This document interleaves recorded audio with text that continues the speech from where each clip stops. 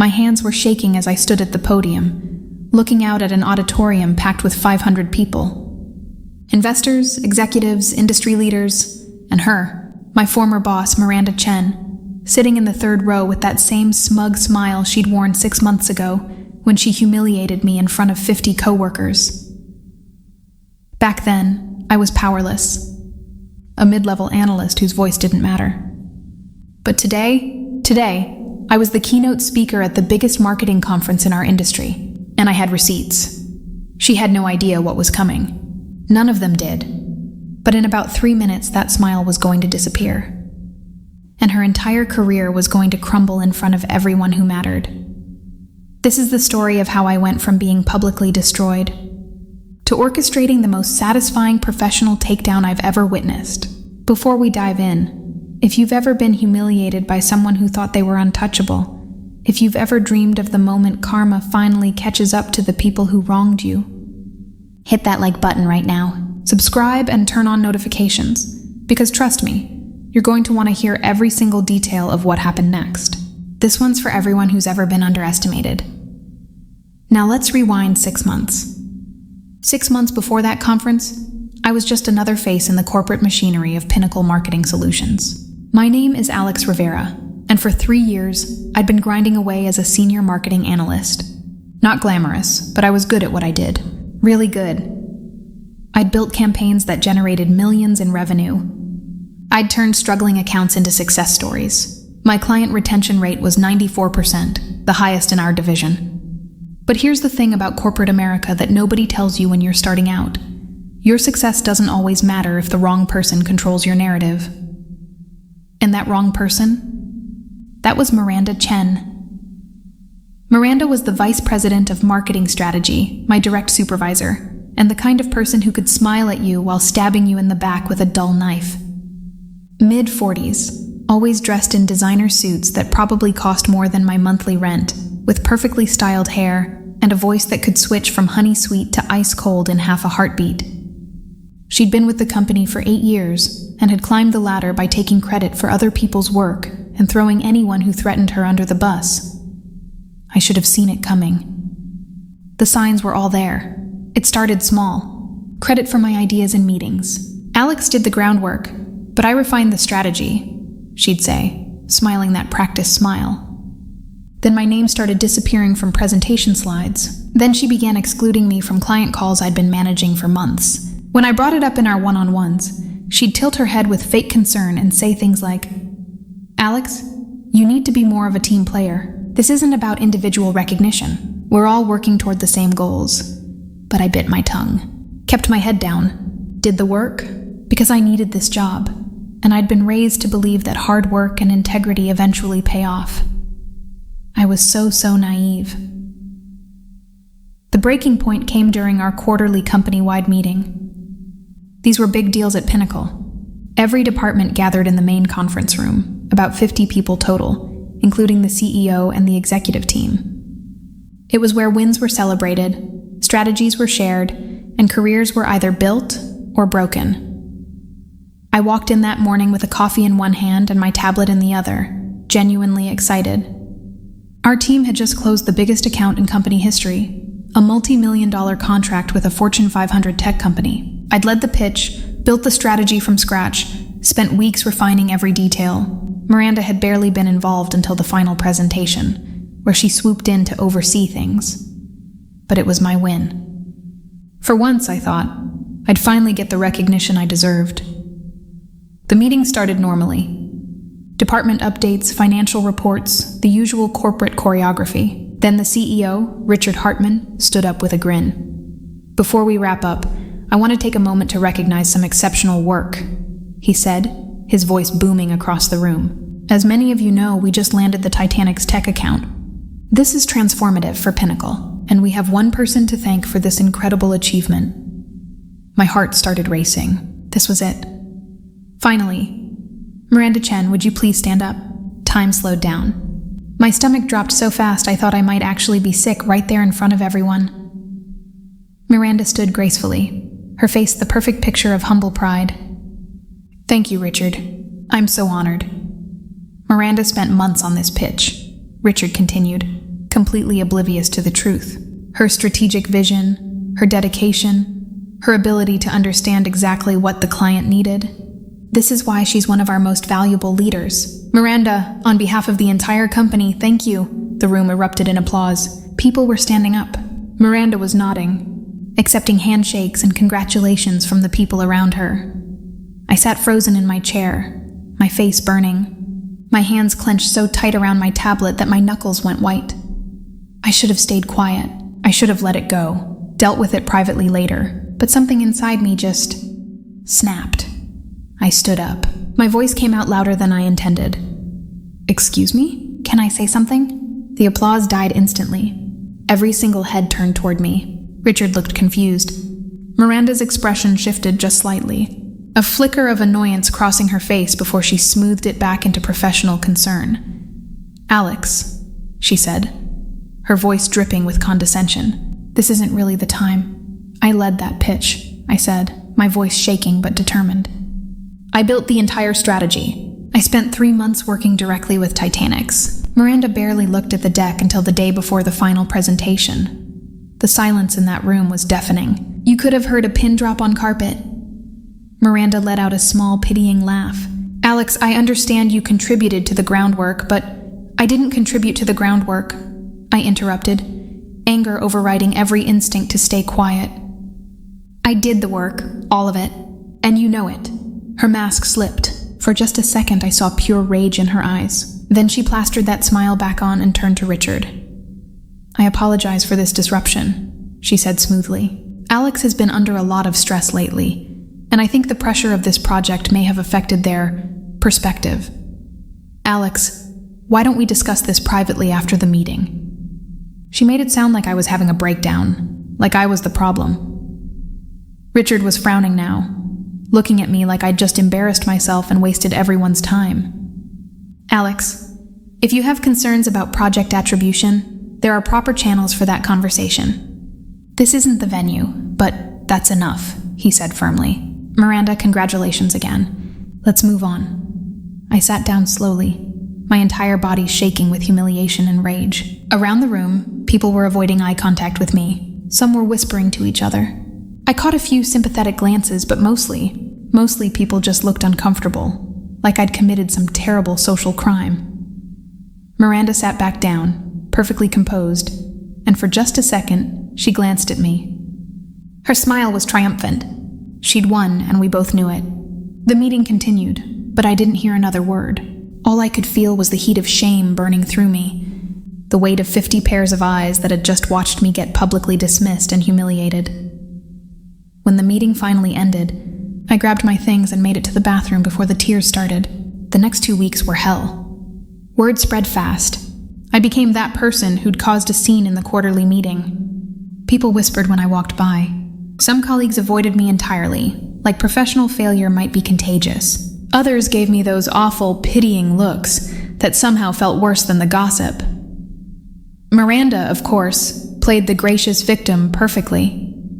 She told people she was concerned about my well-being and trying to support me through a difficult time. She arranged a meeting with HR where she expressed worry about my emotional stability and inability to handle feedback.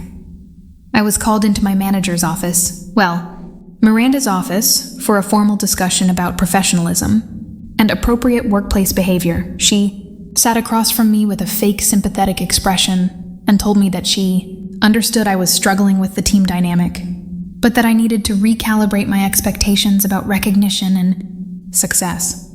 In this company, Alex, we celebrate team wins, not individual glory, she said, her voice sickeningly sweet. I'm worried that you're too focused on personal credit. That's not how we operate here. I wanted to scream. I wanted to throw every piece of evidence of my work in her face. But what was the point? She had all the power. She controlled the narrative. And I was just nobody.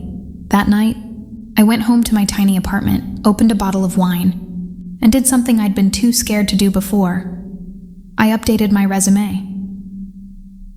Because here's what I realized sitting on my couch at 11 p.m., half a bottle deep and angrier than I'd ever been. I was never going to win in this system. Not against someone like Miranda. Not in a company where credit stealing and manipulation were rewarded while honesty got you labeled as difficult. But I wasn't going to just disappear quietly either. I spent the next 3 days doing research. I reached out to former colleagues who'd left Pinnacle, and what I discovered was that I wasn't Miranda's first victim. Not even close. Over the past 8 years, she'd built her entire career on taking credit for other people's work. There were at least 6 people I could identify who'd left the company after similar situations. Projects stolen, credit redistributed, careers derailed. She was a professional parasite, and she'd gotten away with it because nobody had ever fought back effectively. But I was going to be different. I started documenting everything. Every email, every project file, every piece of evidence that proved my work on the Titanic's account. I backed it all up on personal drives. I saved testimony from co-workers who'd witnessed my contributions. I built an airtight case. And then I started applying for jobs. 3 weeks after the humiliation, I got a call from a recruiter for True North Strategies, one of Pinnacle's biggest competitors. They'd heard about me through industry connections, someone who'd seen my actual work and knew what I was capable of.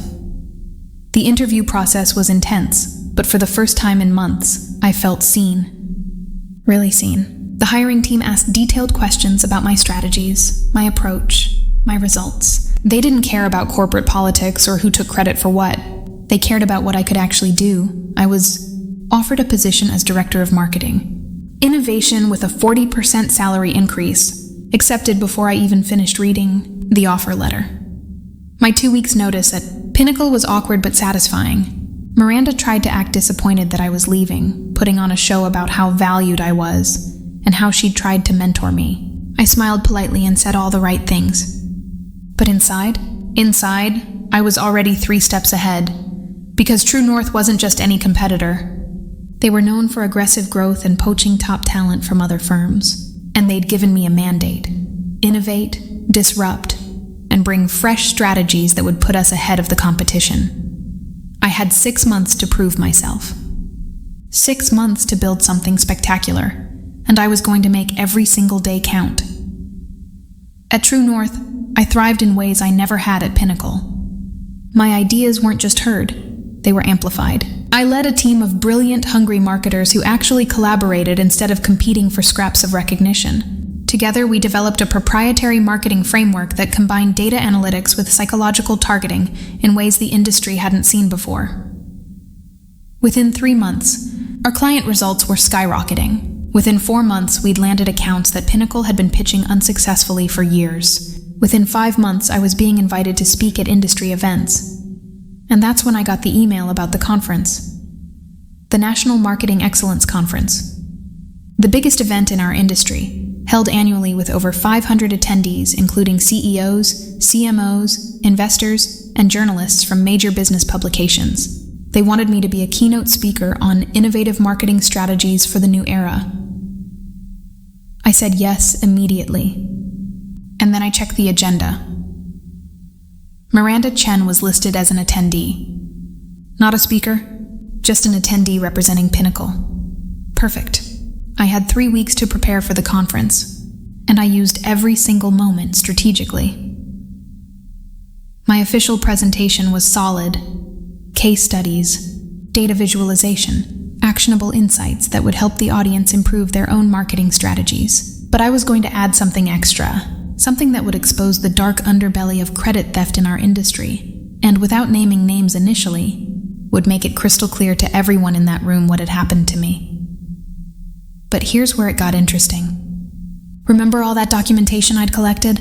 All those emails, files, and evidence of Miranda's pattern of stealing credit? I'd kept all of it. And I'd continued collecting stories from her other victims after I left Pinnacle. I reached out to them, the ones who'd been burned before me.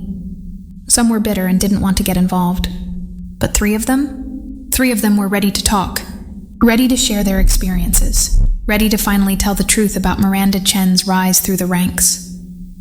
I compiled everything into a detailed case study, carefully anonymized for legal protection, but specific enough that anyone familiar with Pinnacle would recognize the patterns immediately. I had timestamps, email chains, before and after presentations showing how Miranda had taken other people's work and slapped her name on it. I wasn't going to throw this up on a presentation slide like some revenge fantasy. That would be unprofessional and could open me up to lawsuits. But what I could do was tell a hypothetical story about toxic leadership and credit theft in marketing firms, use real data patterns without naming the company, and then participate in a panel discussion afterwards where industry journalists would be present. The beauty of it? Journalists love a good scandal. And if someone happened to dig deeper after hearing my presentation and panel comments, well, I couldn't control what reporters chose to investigate, could I? I also did something else. I reached out to 2 people I knew at Pinnacle who'd been quietly supportive of me during my time there. Good people who'd witnessed Miranda's behavior but had been too afraid to speak up. I didn't ask them to do anything risky. I just let them know that things might get interesting at the conference, and if anyone asked them questions about leadership at Pinnacle, they should feel free to be honest. Seeds planted. Stage set. Evidence compiled. The week before the conference, I could barely sleep. Not from anxiety, from anticipation. This wasn't just about revenge anymore. This was about justice. This was about making sure that what happened to me, and to all her other victims, finally came to light. This was about taking back my narrative. Conference day arrived with crisp autumn weather and a hotel conference center buzzing with 500 of the industry's most influential people. I arrived early, checked my equipment, ran through my presentation twice. My hands were steady. My mind was clear. I'd prepared for this moment for 6 months, and I was ready. Then I saw her. Miranda Chen, walking through the lobby with 2 junior employees from Pinnacle trailing behind her like assistants. She was dressed in a burgundy power suit, her hair perfect, her confidence unshakable. She was laughing at something one of them said, playing the role of the approachable executive. Our eyes met across the lobby. For a second, recognition flickered across her face, then surprise, then something else, something that looked almost like concern before she masked it with a polite smile. She walked over. Of course she did. Miranda never missed an opportunity to control a situation. Alex Rivera, she said warmly, extending her hand like we were old friends. I heard you'd be speaking today.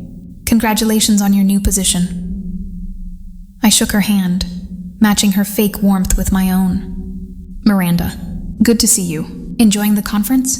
Always, she said smoothly. I'm looking forward to your talk. I'm sure you'll do well. There it was. That subtle condescension. I'm sure you'll do well. Not, I'm sure it will be excellent, or, I can't wait to hear your insights. Just, you'll do well, like a teacher praising a mediocre student. I appreciate that, I said, smiling. I've put together something really special. I think it's going to resonate with a lot of people who've experienced certain challenges in our industry. Something shifted in her expression, just for a second, a tiny crack in the facade. Well, good luck, she said, her voice just a touch cooler. Then she walked away, her entourage following. I watched her go, my heart pounding but my mind calm. She had no idea what was about to hit her. At 2 p.m., I walked onto that stage in front of 500 people. The lights were bright, making it hard to see individual faces in the audience, but I knew Miranda was out there in the 3rd row. I could feel her presence like a pressure point in the room. I started with my planned presentation. Industry trends, data analysis, success stories from True North. The audience was engaged, taking notes, nodding along. I was hitting my marks perfectly. 20 minutes in, I shifted gears. Now, I want to talk about something that doesn't get discussed enough in our industry, I said, my voice carrying across the silent auditorium. The invisible cost of toxic leadership and credit theft. I clicked to the next slide. The title read, Case Study, the high-performing employee who disappeared. This is a real story, I said. Details have been changed for privacy, but the patterns are real.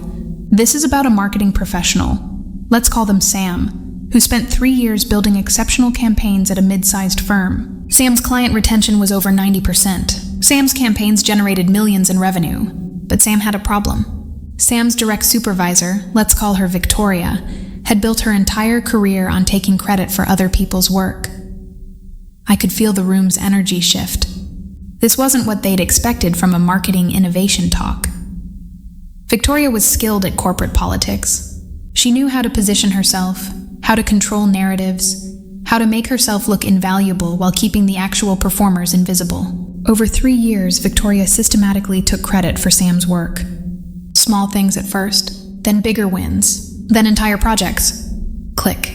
Next slide. A graph showing project attribution over time, completely anonymized, but the pattern was clear as day. Next slide. Anonymous quotes from the other victims I'd interviewed.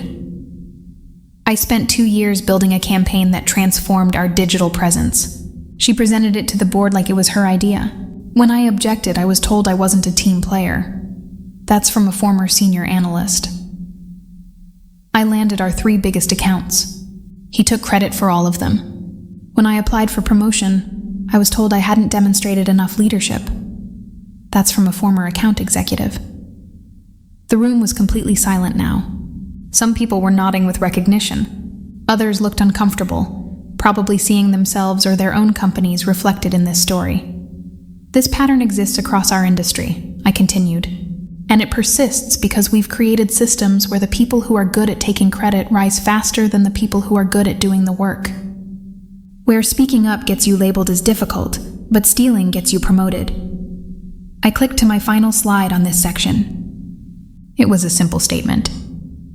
Credit theft isn't just unethical. It's a business liability that costs companies their best talent. Sam, by the way, went on to become Director of Marketing Innovation at one of the industry's fastest-growing firms. Within 6 months, Sam's new frameworks generated a 230% increase in client ROI. The original company? They're still pitching the same accounts Sam used to win for them, unsuccessfully. I let that hang in the air for a moment. The point of this case study isn't revenge. It's a wake-up call. When you allow credit theft in your organizations, you lose your best people. And in this competitive landscape, that's a cost you cannot afford. The applause started slowly, then built into something thunderous. People were standing. I could see executives in the audience looking thoughtful, some even concerned. And there, in the 3rd row, Miranda Chen sat frozen, her face pale, her expression carefully neutral but her hands clenched tight around her conference program. She knew. Everyone who knew her knew. I hadn't said her name, hadn't named Pinnacle. But the story was specific enough that anyone familiar with the situation would connect the dots. And the best part? I was protected. It was a hypothetical case study. Anonymized data. I hadn't committed slander or libel. But the truth was out there now, floating in the minds of 500 influential people.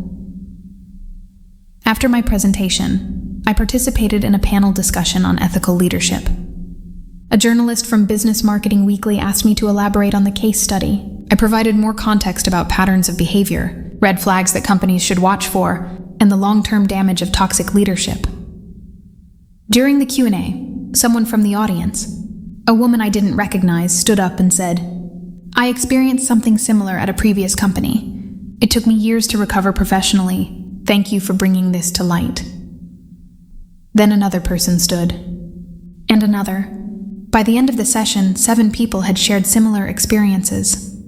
The story was growing legs, and Miranda, still sitting in that audience, looked like she wanted to disappear into the floor. The conference networking sessions after the talks were where the real magic happened. I was swarmed by people wanting to discuss the case study. CMOs asking about how to prevent credit theft in their organizations, other professionals sharing their own horror stories, and most importantly, 3 journalists who wanted to do deeper dives into toxic leadership patterns in marketing firms. I was careful, professional. I didn't name Miranda or Pinnacle directly. But I did mention that I'd documented patterns across multiple companies and that I believed this was a systemic issue worth investigating. One journalist, a senior reporter from Marketing Insider, a major industry publication, was particularly interested. "Would you be willing to share any of that documentation on background?" she asked. "I'd be happy to discuss general patterns," I said. "And I know several other professionals who've experienced similar situations who might be willing to talk to you, if granted anonymity." Seeds planted. Again. I didn't see Miranda for the rest of that first day. She'd disappeared after my panel. and I heard through the grapevine that she'd skipped several of the networking events. But the next morning, I saw her in the hotel breakfast area. She looked tired, her usually perfect appearance slightly disheveled. She was alone, her former entourage notably absent. She saw me and, after a moment of hesitation, walked over to my table. "That was quite a presentation yesterday," she said, her voice tight. "Thank you," I replied calmly. The response has been overwhelming. Apparently, credit theft is a much bigger issue than most people realized. "You know what you did," she said, her voice dropping to barely above a whisper. "That story. Everyone knows it was about me." "It was a hypothetical case study," I said, looking her directly in the eyes. "Based on patterns I've observed across the industry. If you saw yourself in it, maybe that's something worth reflecting on." Her jaw clenched. This could damage my career. "Could it?" I said softly. "Or could it just finally make visible what was always true?" She stared at me for a long moment, and I watched emotions flicker across her face. Anger, fear, something that might have been shame. Then she turned and walked away without another word. I finished my coffee slowly, feeling something I hadn't felt in months: peace. The fallout started within days of the conference. The Marketing Insider journalist did her deep dive. She interviewed 6 of Miranda's former victims, all granted anonymity. She analyzed patterns at Pinnacle, comparing public project attributions with LinkedIn profiles and former employee testimonials. She built an airtight case without me having to contribute directly beyond that initial conversation. 2 weeks after the conference, the article dropped. The Hidden Cost of Credit Theft: How One Marketing Executive Built a Career on Other People's Work. They didn't name Miranda in the headline, but they named her in the article. They named Pinnacle. They cited specific examples, backed by documentation from multiple sources. It was devastating and thorough, and completely factual. The business community exploded. The article was shared thousands of times on LinkedIn. Industry forums were buzzing with discussions about credit theft and toxic leadership. Other victims started coming forward with their own stories about different companies, different executives. I'd sparked a movement without even trying. 3 weeks after the article, I heard through former colleagues that Pinnacle had launched an internal investigation into leadership practices. 4 weeks after, Miranda was asked to resign from her position. They framed it as pursuing other opportunities, but everyone knew what it really meant. 5 weeks after the conference, I got a message from one of Miranda's former victims, a woman named Jessica, who'd left Pinnacle 2 years before me. "I never thought I'd see justice for what she did to me," Jessica wrote. "Thank you for being brave enough to tell the truth. You gave all of us our voices back." That message meant more to me than any professional victory ever could. 6 months later, I'm still at True North, thriving in ways I never imagined possible. My team has expanded. Our frameworks are being adopted by companies across the industry. I've spoken at 3 more conferences, always including a section on ethical leadership and creating cultures where credit flows to the people who actually do the work. Miranda's career hasn't recovered. She's no longer in executive leadership. Last I heard, she'd taken a mid-level position at a much smaller firm. Her LinkedIn profile, once full of accomplishments and accolades, has been quietly edited, many of her former achievements mysteriously removed. Pinnacle implemented new attribution systems and leadership training programs. They reached out to several of the people who'd left under Miranda's management, including me, to apologize and discuss potential consulting opportunities. I declined politely. Some bridges, once burned, shouldn't be rebuilt. But here's what I want you to understand. This story isn't really about revenge. It's about truth. For years, Miranda got away with stealing credit because the system protected her. Because people like me were too afraid to speak up, too worried about being labeled as difficult or unprofessional. Because we've been taught that keeping our heads down and working hard is enough, when sometimes the only way to create change is to make noise. I didn't destroy Miranda's career. She destroyed it herself through years of unethical behavior. I just finally turned on the lights so everyone could see what had been happening in the shadows all along. Was it satisfying? Yes, absolutely. Watching her face in that auditorium, seeing the realization dawn that her pattern of behavior was finally being exposed to the people who mattered. That was one of the most vindicating moments of my professional life. But more than satisfaction, I felt relief. Relief that it was over. Relief that the truth was finally out there. Relief that maybe, just maybe, the next person in my position wouldn't have to go through what I went through because the industry was finally paying attention. Sometimes karma needs a little help. Sometimes justice requires someone to be brave enough to speak truth to power. And sometimes the best revenge isn't revenge at all. It's simply refusing to let lies become the accepted narrative. If you're in a situation like I was or truth, not with anger, not with vengeance, but with facts and dignity, and the unshakable knowledge that you deserve better. So here's my question for you. Is it revenge when you're just telling the truth? Is it wrong to expose someone's pattern of unethical behavior when it's backed by facts and documentation? I don't think so.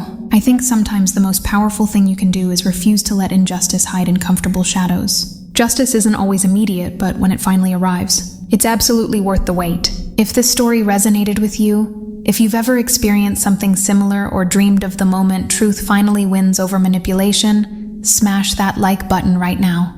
Drop a comment telling me, have you ever witnessed someone get exactly what they deserved? What's the most satisfying moment of karma you've ever seen? And of course, hit subscribe and turn on notifications, because I've got more stories of justice, redemption, and people who refuse to stay silent. Thanks for watching, and remember, your story matters. Don't let anyone steal it.